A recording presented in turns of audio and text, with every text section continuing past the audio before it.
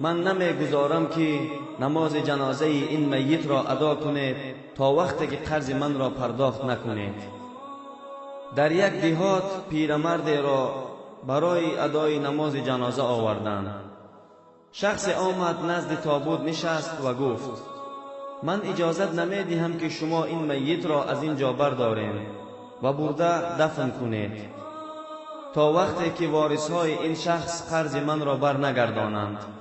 این شخص از من $5000 گرفته بود و همین طور مردم را در یک حالت ناگوار قرار داده بود. مردم پرسیدند از پسران این پیرمرد که پدر شما قرض گرفته است و باید شما این قرض را برگردانید.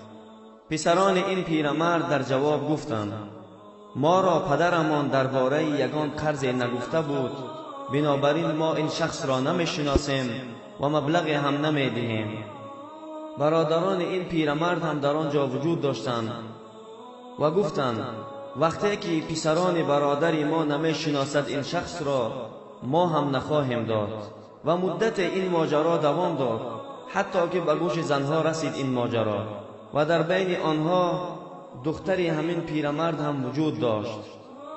این دختر از این خبر شنیدن پس فوراً همه زیورهای خود را روانه کرد و گفت: به دست این شخص بدهید و بگویید از برای الله همین زیورهای مرا فروخته قرضش را بگیرد و مانده اش را من در یک وقت خیلی کوتاه میدهم.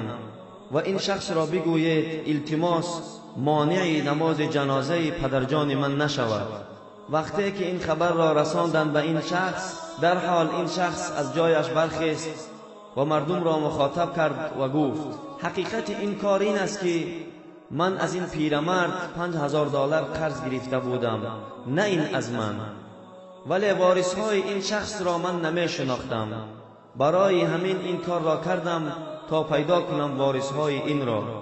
اکنون فهمیدم که این پیرمرد یک دختر داشته است و تمام، یگان پسر و برادر نداشته است. در همین حالت پسران این پیرمرد و برادرانش به طرف این مرد نگاه میکردند و خاموش بودند. در این حکایت یک درس همین است که شخصانی که دختر دارند خوشنصیبند.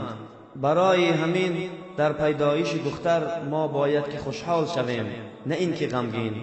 دین اسلام دخترها را بسیار فضیلت داده است و این طور هم نیست که همه دخترها یک قسم باشند، لیکن در اینجا مقصد این است که ما نباید از اهمیت دخترها انکار کنیم.